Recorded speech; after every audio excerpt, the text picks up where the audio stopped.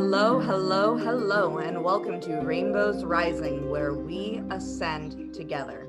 I'm your host, Rainbow Raaja, and I have a very special guest for you guys today. I would like to introduce you guys to Amy Raye Jordan. She is a transformational therapist, and she is going to be discussing dream work and how that can help you transform today. Hi, Amy. Hi, How are thanks for you? having me. I'm great. Ah. It's good to be here. It is amazing to have you on the show today. It is such a privilege.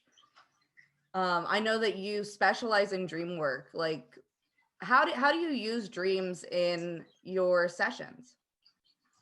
Well, I'll have people bring in dreams in order to sort of elicit a relationship between themselves and their unconscious material at the Mm. beginning. And then through that work, we begin to build a relationship between themselves and their higher states of consciousness so that they can begin to experience for themselves how much of their own wisdom they have access to, and then at a more advanced level, how much of other dimensions within their own sort of, I don't know, internal world that they have access to.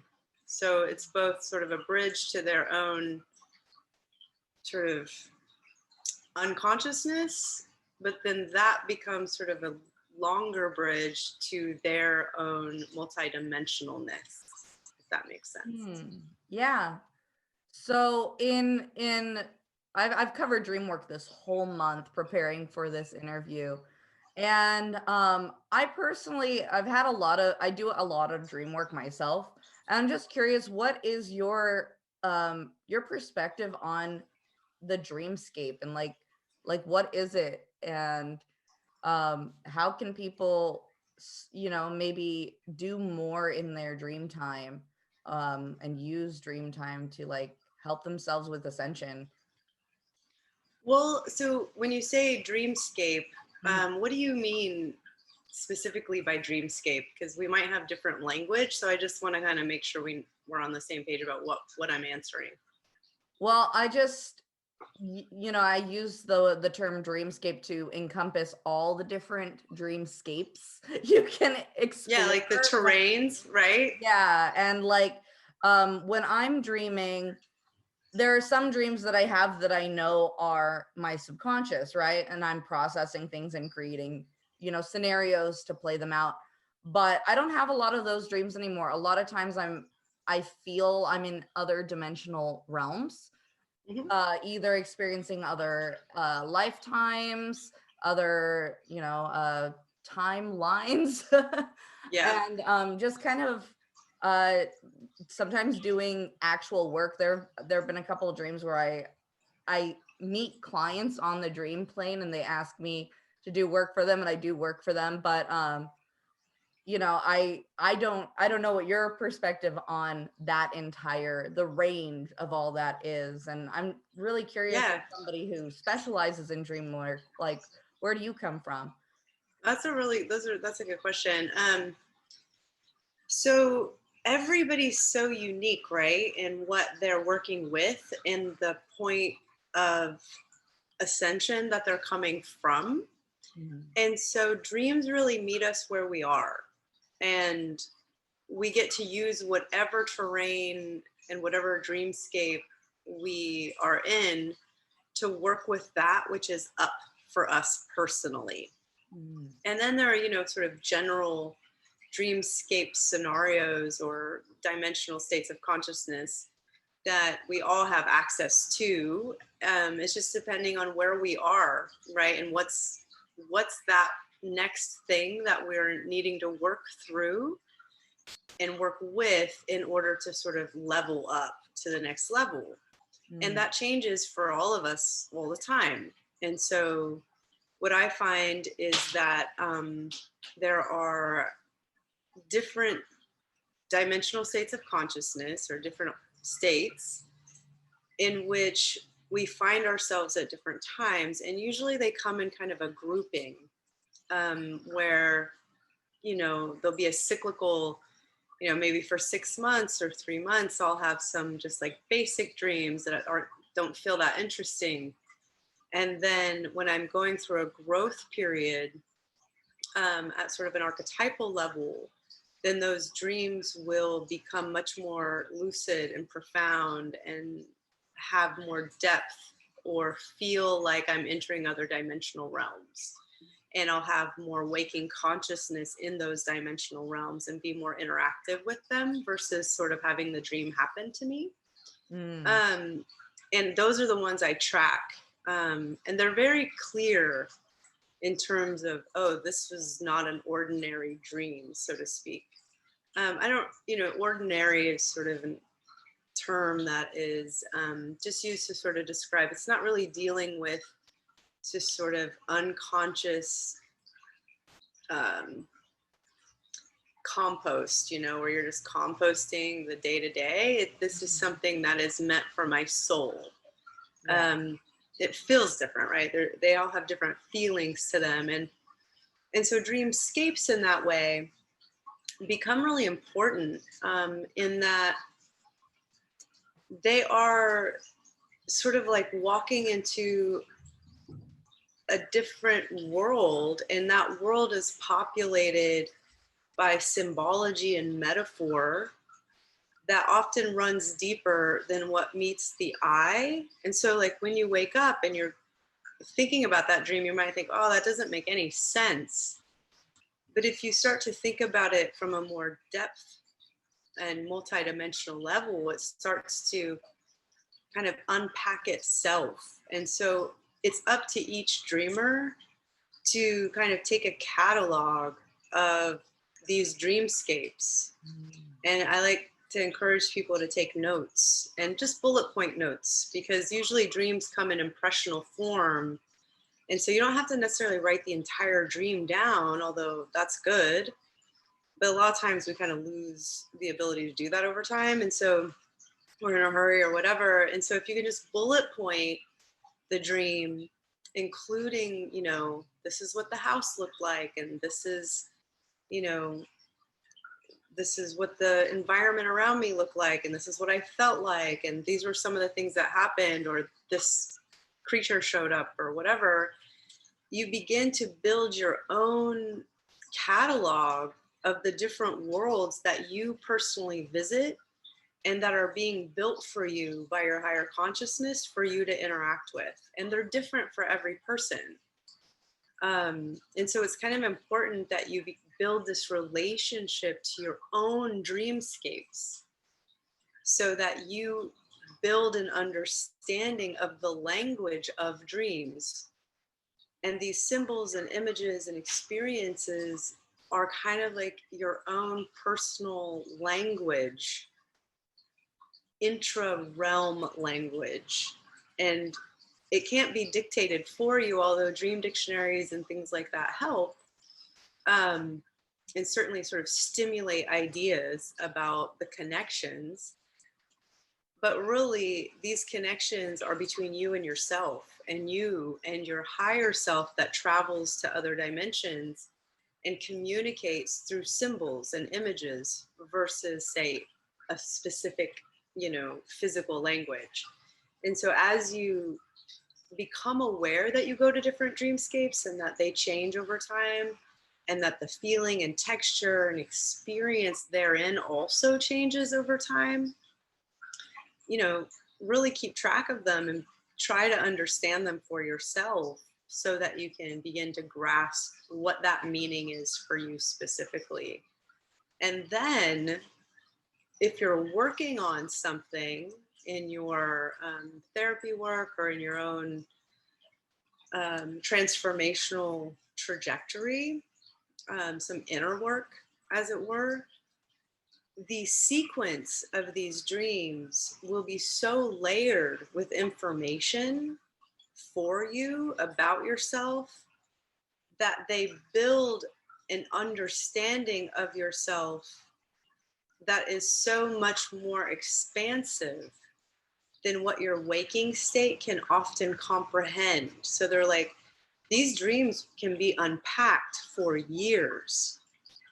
And the Yes. dreamscapes themselves, right, can be developing for years. Yes. Um, right. And so it's Yeah, like, it's a whole other world. I've been keeping journals of my dreams for probably the past decade. Wow, And that's good. like you talking about that, like I literally can track like when dreams were like leading into an, you know, a certain skill being taken on, you know, like um I got visions of people years before they actually showed up in my life. Right. And I mean there were times in dreams like years and years, you know, before things were happening, I would meet like a certain being and I'm like, oh, this is a weird being, so I'd like draw a picture of them in my dream journal. And then 2 years later it turns out that like I, you know, doing light language or doing, you know, spirit language, it turns out that's the being I've been communicating with for the number of Yeah. years, is that one that showed up in that dream. And it's just really neat to track it back, because in that moment it means nothing. Like, oh my gosh, why are these, you know, foxes running around in my dream? Makes no sense. But then like 3 months later, when I find out my best friend has been deceiving me, oh wow, that makes a lot of sense. You know, Right. it's Right. And it also, there'll often be, I don't know if you've had this experience, I think you probably have, but where you'll have a dream and then, you know, it'll be a significant one in that you won't, but it won't make sense. You may not have been to that place, or you may not know it exists in real life or whatever. And then a year or so, or 6 months, or however long later, you find yourself in that physical location and you realize that you've caught up to yourself and that there's something to be noted and notable about where you are in your internal awakening in relationship to that physical moment in time. And that's kind of like you're setting like breadcrumbs for yourself ahead of time so that you're like, hey, pay attention. Hey, this is where you are now, or this whole new chapter is opening for you now. And you know that because you had a dream about this place X long ago. And so pay attention, right? yes. And that Literally actually walked happened. into dreamscapes like in physical time going, what? I had a dream about this place. Holy cow. That's Yeah, that crazy. happened to me too. I was just about to say, a couple years ago, I had this dream where me, my partner, and our two kids were like, well, at the time it was just one kid, but you know, I was pregnant in my dream, so I was wandering around this like hillside that had all these little clay shrines, and they were like really cute. And we were looking for houses, and we were like wandering around this hillside. And I was like, yeah, I like this property. There's a lot of potential here.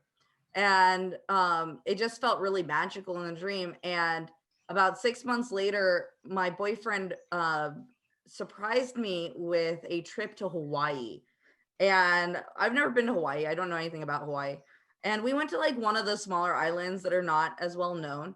And on that island, we ended up visiting this like Japanese shrine area. And there's one big Japanese shrine, but then the entire hillside behind it is all these little shrines. And I was like, this is the place for my dream. And I had my dream journal because I take it everywhere when I, you know, whenever I sleep. I pulled it out. I showed my boyfriend from like 6 months ago. I was like, look, these are the little houses I saw in my dream. He's like, that's really creepy. And I was like, it's awesome. And I did an activation at that spot because I was like so excited. Well, But and like that's a really good example. And I don't mean to interrupt, but I just wanted to say like what I feel and hear in what you're saying in those images that come to me as you're speaking from, you know, because also as you're retelling dreams, you're bringing information in with you mhm, that is precognitive or metacognitive, right? It's coming from beyond mhm, this plane. And so as you're speaking, it's bringing with it information into our conversation that I will say too, that that particular dream feels to me as if those were the little people of that area, of that land, And Hawaii is a very specific energy. Hawaii as a consciousness is Mhm. all new earth. It's very beautiful and very activated. And so the little people, the little beings, the consciousnesses and the spirit beings that live at the ground level and build little bridges up, um, they're speaking to you, calling you home in a way, asking for your involvement also at that place. And so when you get there, they're celebrating your arrival by making you aware of that intimate connection that you're going to have with them at that time. And so it brings into you also a sense of celebration and a sense of joy. And had you not had that dream ahead of time, you wouldn't have come into contact with the specialness of that. And so they also get a lot out of your activation, Mm. right? Just by your awareness of their presence and your connection to that land in that moment. It becomes sort of a forward ceremony and celebration, if you will, that you get to experience because you had that dream. Wow, I'd never thought of it that way, but yeah, makes so much sense because like it really did feel like the island was calling out to me. There were multiple parts of the first dream I had besides this hillside. There was also a volcano, and there was like a guy in my dream that at the time I didn't know if it was like a good person or a bad person, and I just kind of was like, I'm just going to consider this a neutral person. I didn't know the guy. And yeah, so I mean, like it would make sense that there was some spirit calling me to the island. It was a really beautiful experience. And even to this day, my boyfriend and I talk about like we want to retire there. That's such a beautiful place. It was so magical. I felt so many Mm-hmm. fairy spirits there. Well, and the fairies are sort of, I want to use the word offshoot because I don't want to be in that way with them, but they're related, right, to the Mm. little people. There's a relationship between fairies and the little people. And, there's a lot of fairies in that way. And I forgot about your connection to fairies, but that makes a lot of sense. Yeah. I consider all fae bloodline beings kind of. Relatives. Yeah, I Exactly. mean there's so many. There's like trolls and dwarves Yeah. and the sea, and like there's just so many. It would be really hard to be able to section them off. It would take forever to be like, yes, and there's this many of this. But yeah. Right. There's so many different little earth beings that are helpers, right, in that way. Mm, And then earlier you were speaking too about receiving information or visiting with other people of this plane or other dimensions in dream time. yeah. And Yeah. yeah, that's kind of the same, right? Because it has a link to what we're talking about in that was a calling out, right, from other consciousnesses, other relatives, right? Um, and in a similar way, we will often come into contact with our spirit guides or our helpers or our protection or our inspiration or however you want to call it, that are relatives, that are not simply or not only aspects of our own personal higher consciousness, but are a part of the interconnected consciousnesses of life, right? Mm, And so, sometimes we will not only provide healings for those that seek our counsel on other planes, but we will be given healings on the other planes by our assistants. And that is a whole different kind of dream experience where you realize that the dream is happening outside of yourself in a way, like that there is another consciousness that is bringing their contact point to you versus you looking for a contact point outside or in yourself, right? And those dreams I find so humbling because it just sort of speaks to the magnitude of the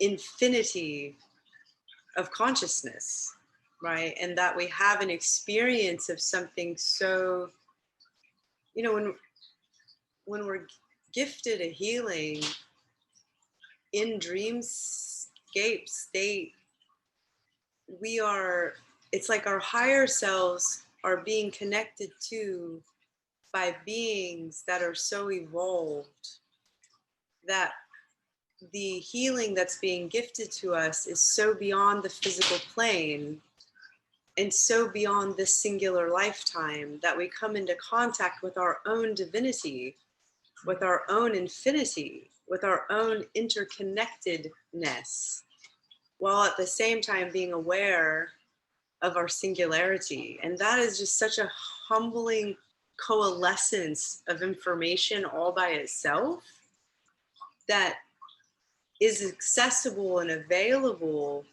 when we've gotten out of the way enough to allow ourselves to be available, which is what the dream world invites versus the physical plane where we have our resistances or we're limited in so many ways or we perceive that.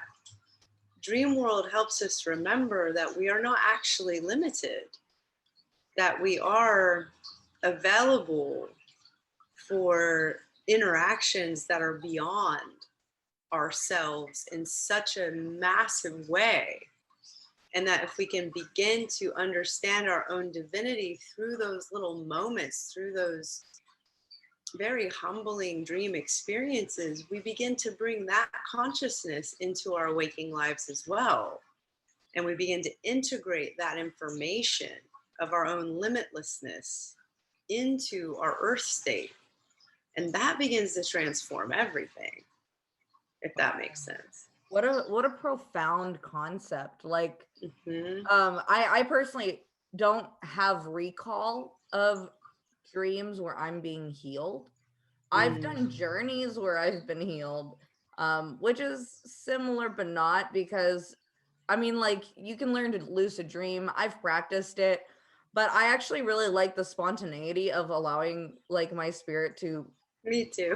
So I don't. It's like a new day. Yeah, Yeah. exactly. So I just, and it seems like my personality in the dream world is a little different than in reality. So it's neat. Oh, tell me more about that. What do you mean? So like I'm pretty reserved here in this reality. Like I'm still loud and like I have, good sense of humor, and but in the dream world I'm a lot more like, I'm always fighting. I'm always kind of like gung-ho about like, oh, there's something really creepy over here, let's go do this. It's like I'm just so ambitious to explore. And I remember I actually talked about this last week. I covered nightmares and what that really is. Like I consider anyone who fights back against their nightmares nighttime or nightmare warriors. And I remember after doing dream work for a client that I did a virtual session. This was a long time ago. I think I actually talked about it to you at one point, where I did a session on this gal, and we found out there was, something interacting with her dreams, and I like took it out. And then that night I was in a really unknown dreamscape. In the dreamscape, it was nighttime. There was a bunch of triggers, like a man feeding a griffin, a bunch of kittens. Griffins are one of my totems from my childhood. Kittens are like my favorite thing in the whole wide world. And then I was like, I'm not a fan of this. And I like tried to like, sometimes if you walk in a dream, you can exit the dream. So I like started walking away from that scene, and it just turned out that like where you would normally like exit the dream, it almost like flipped, and there was a car, and I just knew to open the trunk of the car, and there was her spirit animal was like killed in the trunk, right?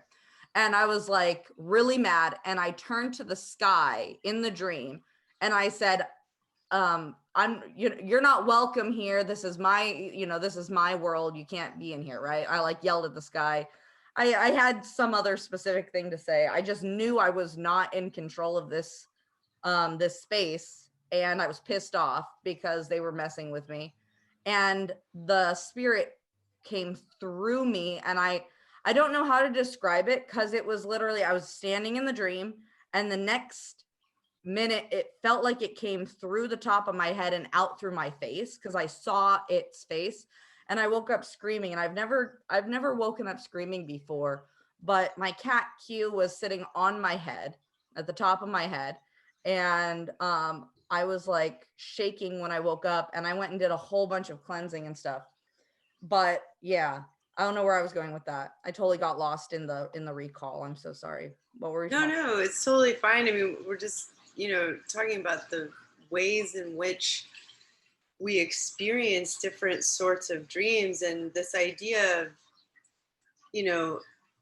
nightmares versus what you're talking about is distinct, right? Mm-hmm. And there's many different kinds of nightmares, and a lot of nightmares come from our own shadow stuff being asked to be resolved and seen, and so we're like basically antagonizing or terrorizing our own selves through these nightmares.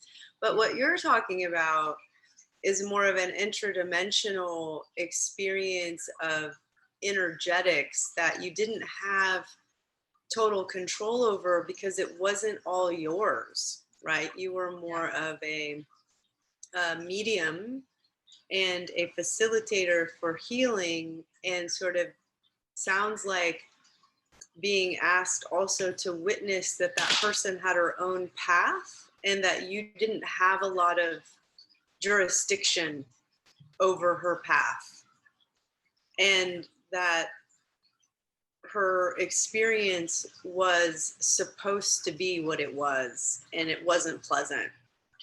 And so like within that, yes, in the journey, when I did the journey for her, yeah, I didn't shield because I hadn't really done any virtual sessions before.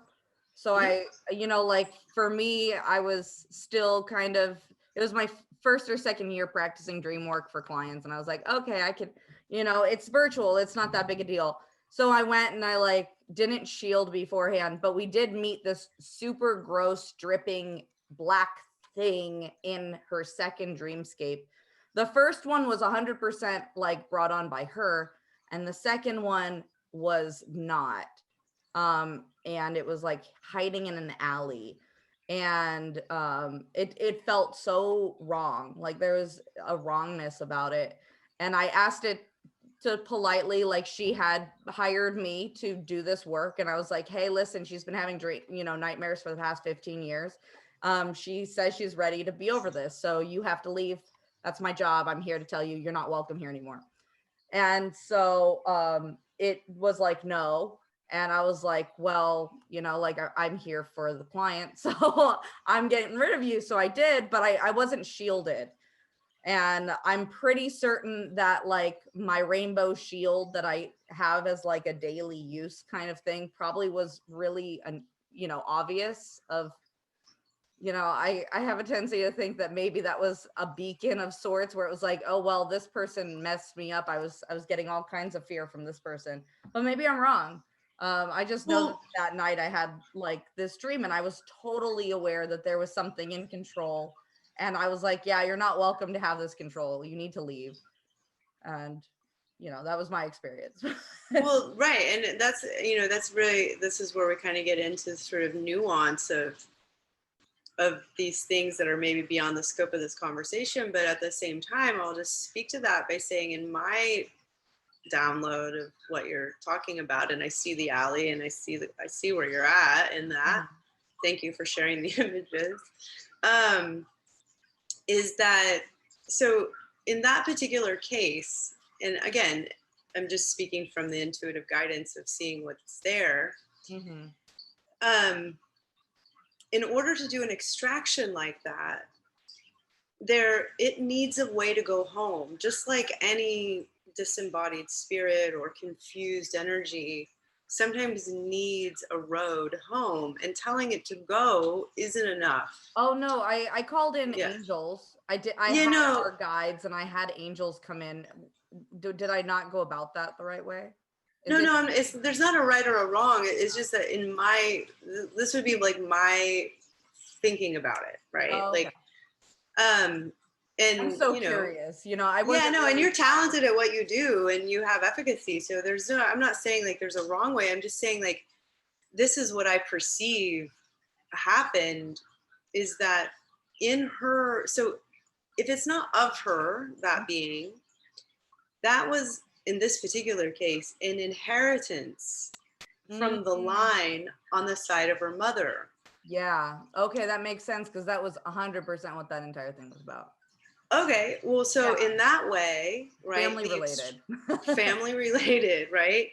And so in that way, the extraction has to go through the line of the mother and up through there, Um, right? And so it's a matter of a healing that line in order to invite this being to go back. It's an emissary, it's a messenger, it's an mm. antagonizer for the sake of the healing of the ancestral line, You right? see, I It's the had not been introduced to ancestry work at that time. I had just started doing dream work, and my guides just last year got me doing ancestry, like working with ancestors and healing lines like that. So that's right. So oftentimes like entities Mhm. like that are inherited if they're not of that single person, right? And that person is often at the mercy of those inherited energies. Mm. And so bringing that into consciousness is often what dissipates the energy of those entities and creates the healing and allows them to go home, right? And so it's there to bring awareness to itself.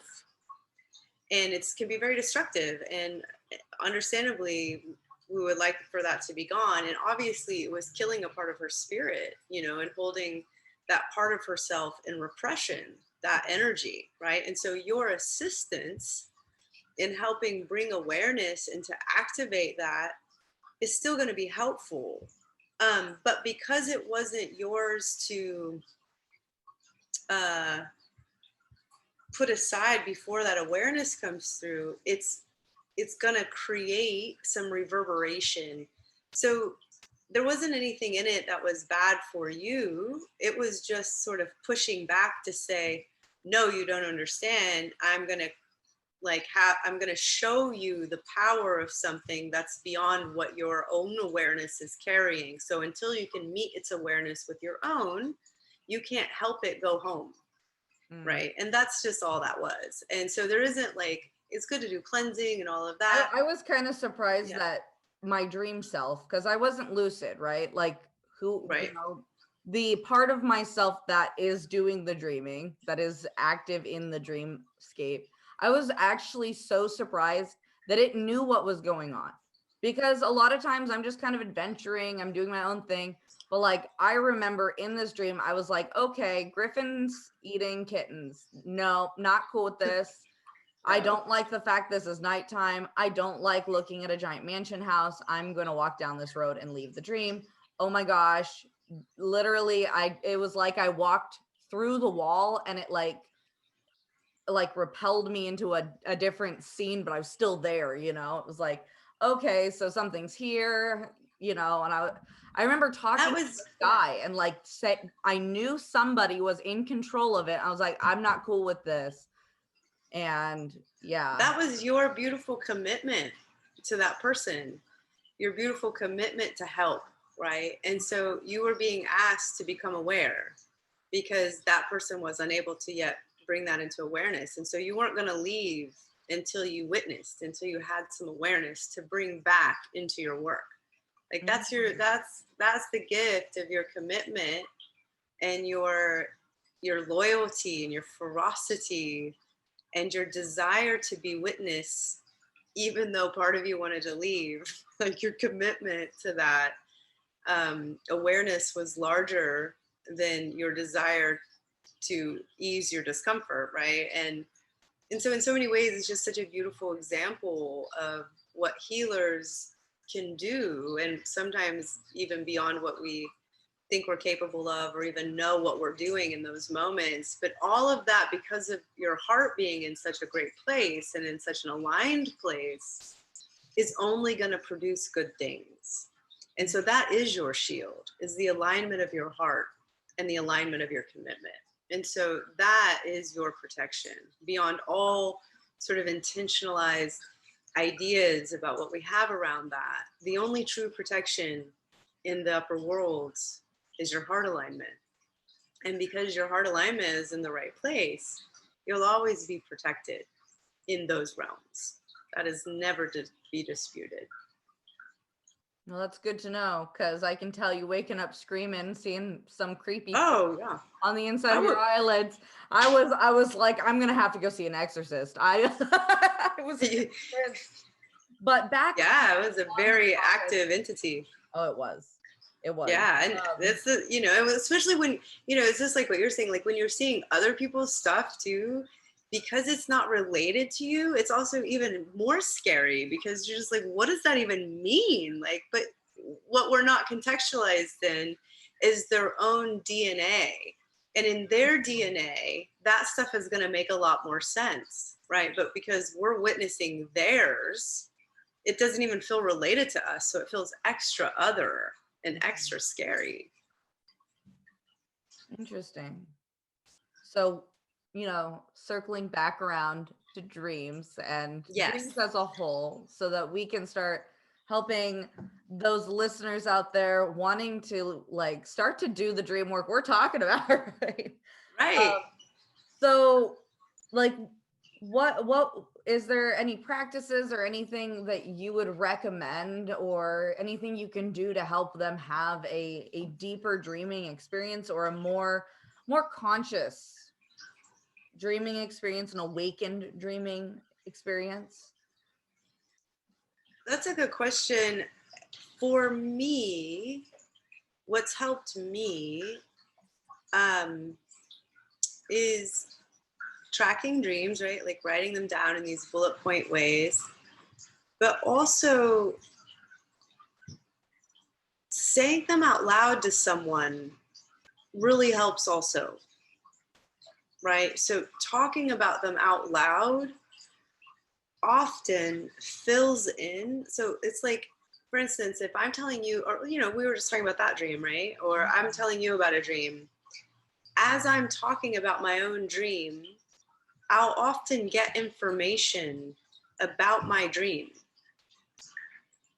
while I'm telling it. And that's really helpful.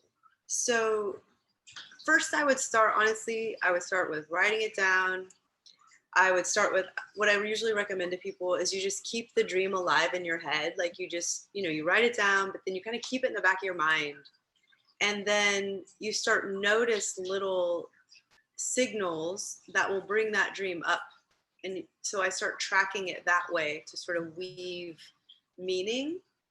And then that helps me catalog and build a dictionary for myself about a particular dreamscape or a particular arc of ascension that I'm going through based on these dreams. So you build your own language and build your own understanding of the beings and the places and all of that.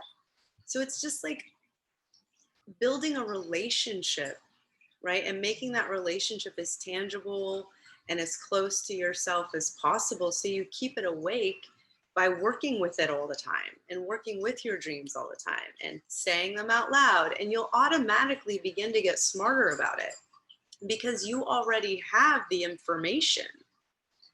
It's just living in you in a way that you may not yet know how to interpret.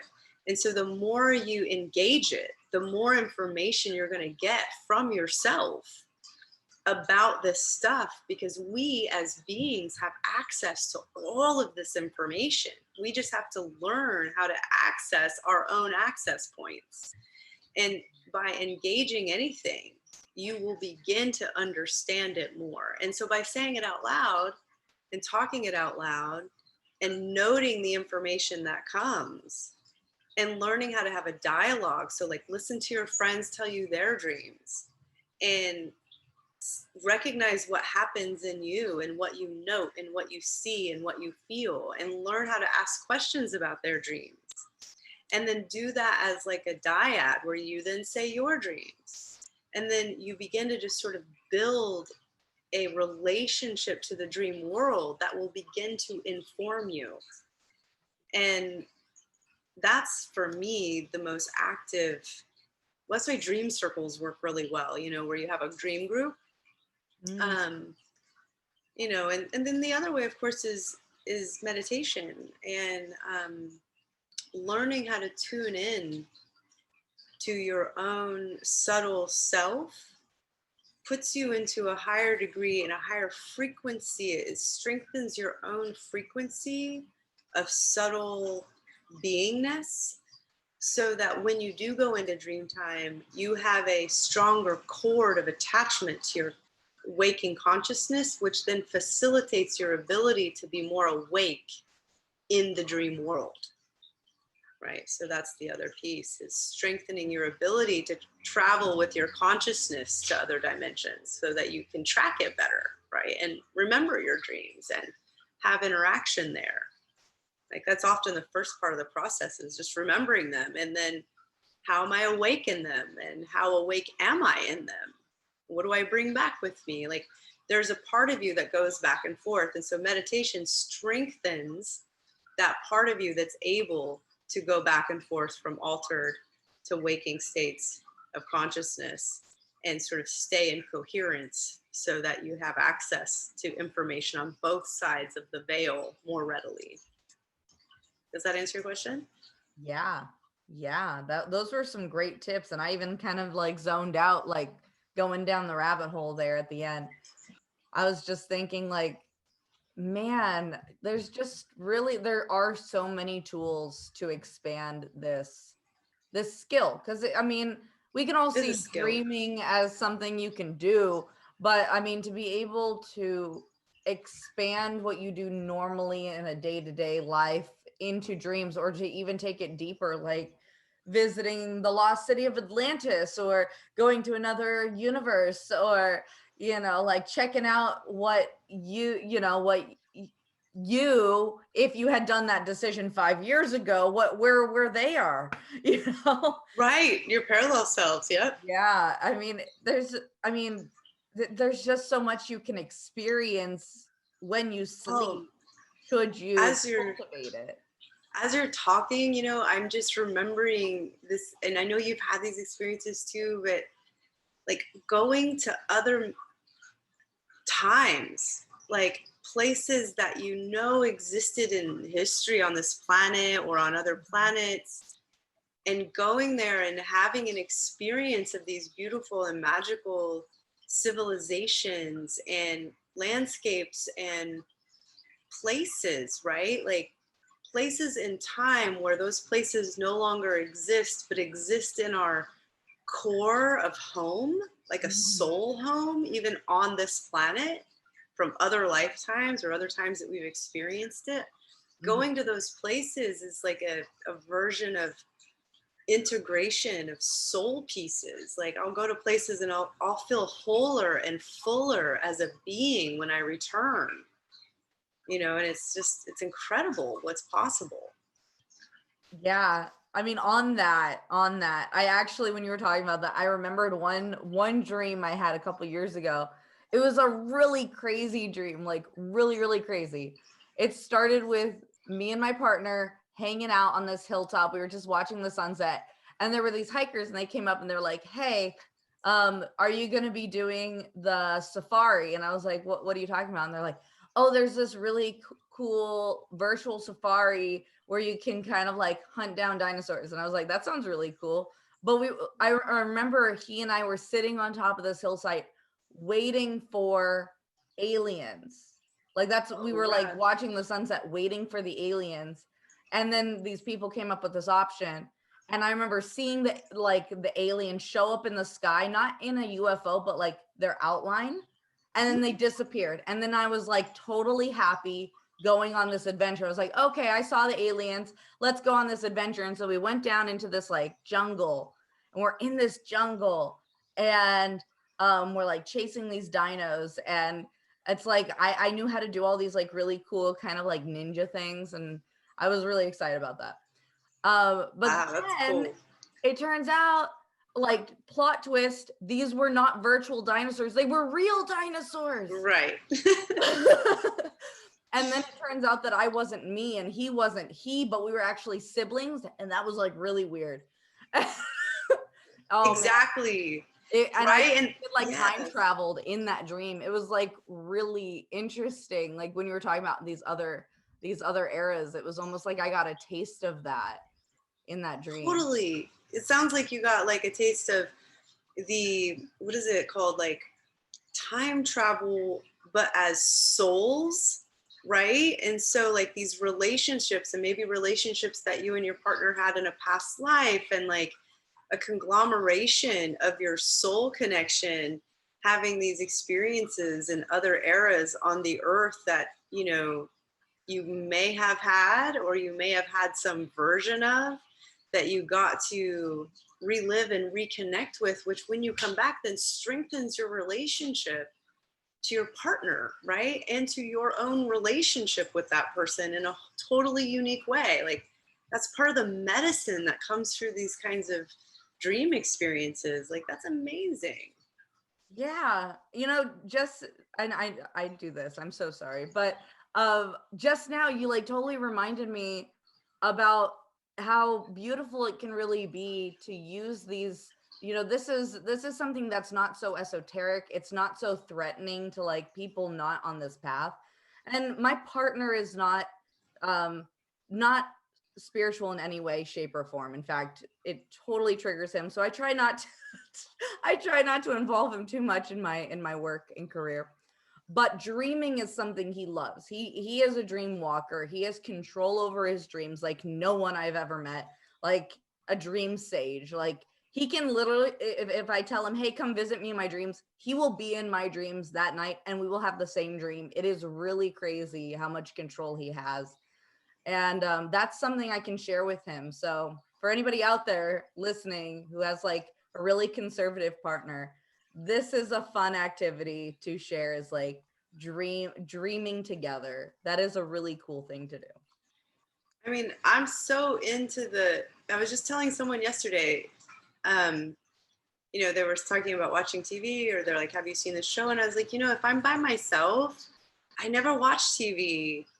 And not Right? because I don't, I honestly, like, if it's in the evening and I'm done with my work, I'll go to bed because I prefer to just then go dream, to go be in dream world, like, to watching TV all day long. Like, that's, I look forward to dream walking. Like, that's the highlight of my day sometimes, is getting to go to sleep so I can go dream. Yeah. And in a lot of ways, dreaming is better than Netflix and Hulu and Disney Plus, Exactly. because you can live it. I mean, like virtual Right, you're in reality it. is real. Totally. Yes. Virtual reality is real. You just have to learn the skills to have control over your simulation. And that's why, dream journaling is so important, and at least trying out lucid dreaming, like, giving it a shot. Because I mean, it really was kind of cool becoming aware that I was dreaming, and then like feeling my dream self and my conscious self like merge into one, and then I was like, okay, I can fly, and then I could fly, and that was really neat. But then I Well, didn't know what yeah. to do after that. Like, I just wanted to be able to fly, and then I was like, okay, well, now what do I do? Well, and that's the point at which, we can talk about that another time, because there's a lot, that's like a jumping off point, right? Right. But one of the things I wanted to say, like, the simulation, that's a cool concept. And I think is a very like good concept in terms of like helping understand how to be awake in dreams. And yet at the same time, I don't want to lose sight of something that's been very important to my understanding of dreams, and what was given to me to understand about dreams during dream time by my own teachers. And a point that they have made very, very clear, and that's a whole other sidetrack, is talking about spirits that visit you in dreams, right, and continue to teach you. But the point that they make repeatedly, and it comes back time and time again, just so I don't forget. And so it tells me that I need to remember always to teach it, because that's why it's being given to me so strongly. And that is that dreams are real, that reality is a spectrum of consciousness.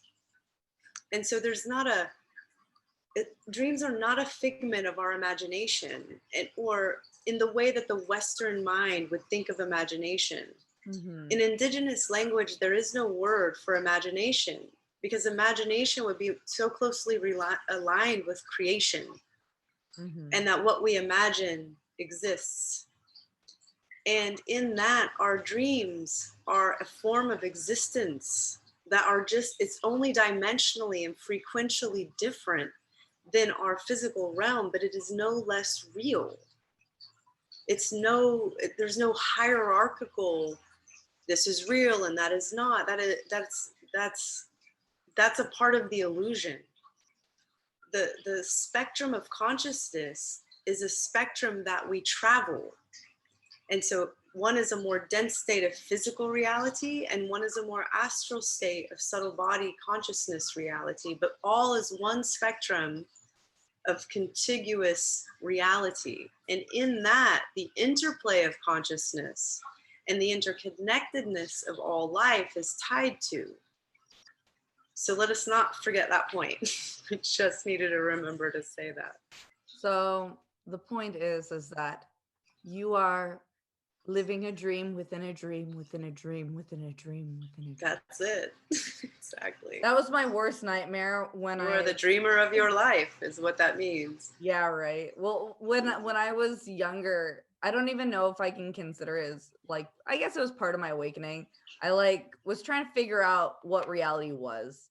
And I had this concept that that I was in the dream of someone else. And that when I die, that I'll be waking up with that person, like that I am in a fragment of that person when they wake up.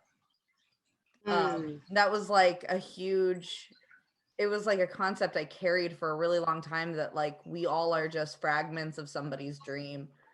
I don't know why. I don't know why that was such a big thing, but I just now when you were saying, I was like, yeah, a dream within a dream. That's totally, and it's all real. And like, it really is when we do things in our dreams, it always comes to affect the present day, whether you like it or not. Like, you have a good dream, you wake up on the right side of the bed. You have a bad dream, you wake up on the wrong side of the bed. And even in that simpleness of that, I mean, it goes deeper. Like, I get animals that come in my dreams and they are sending me messages, and for weeks that message will come up. Like a month ago, I had a dream with a bunch of blue-footed boobies. They were like, and I like went and I grabbed one of their eggs because I was really hungry. I was on a deserted island. I grabbed one of their eggs and I like ate it, and they all started attacking me. And I was like, I'm so sorry. I don't know why I did that. That was horrible. I'm a horrible person.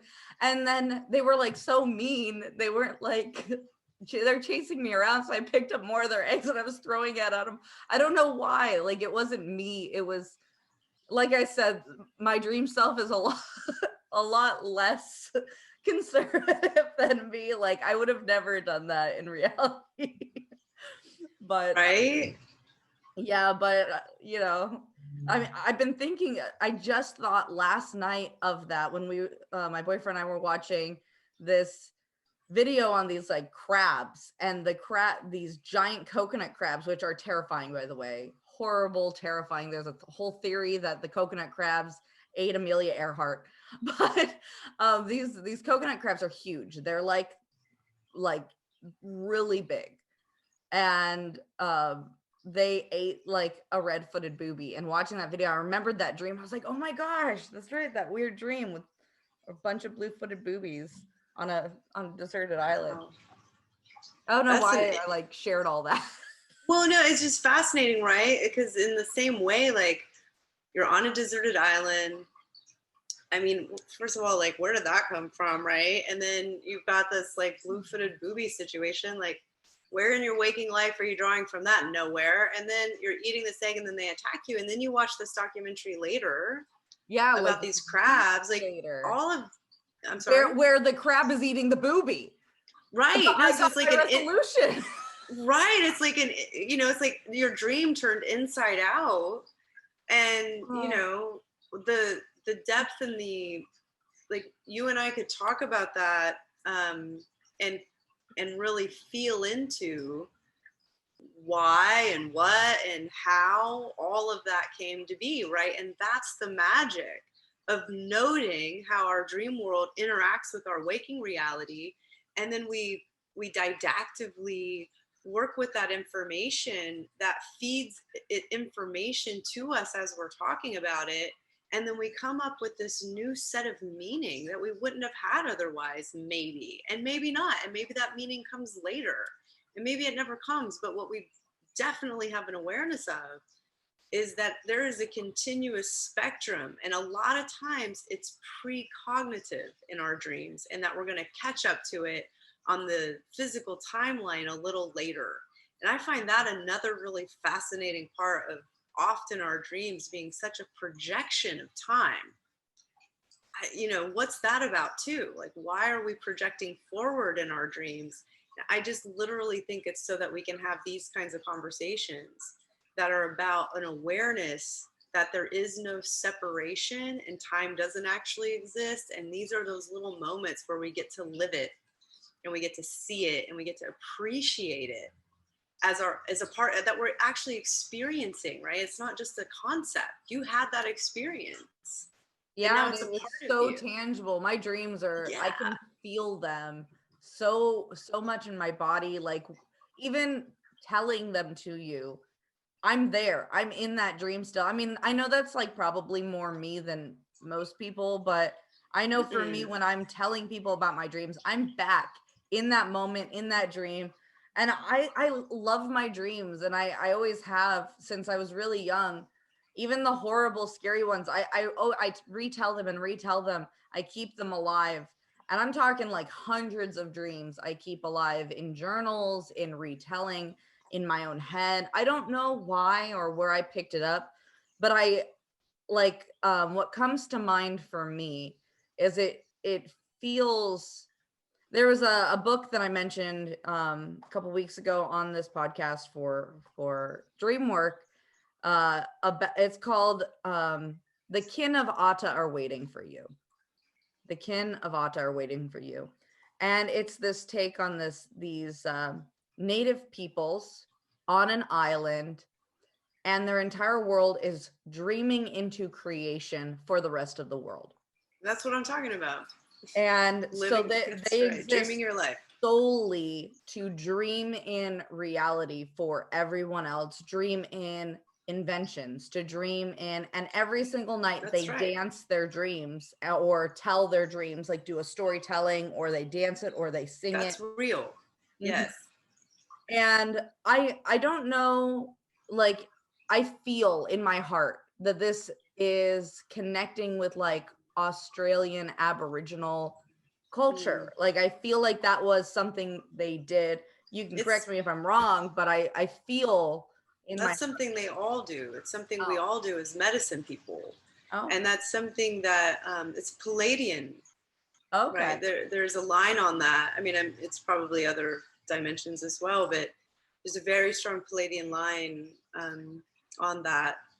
And it is something that medicine people do. That is an indigenous, deeply sacred, beautiful role in the universe. And often, we're dreaming into creation.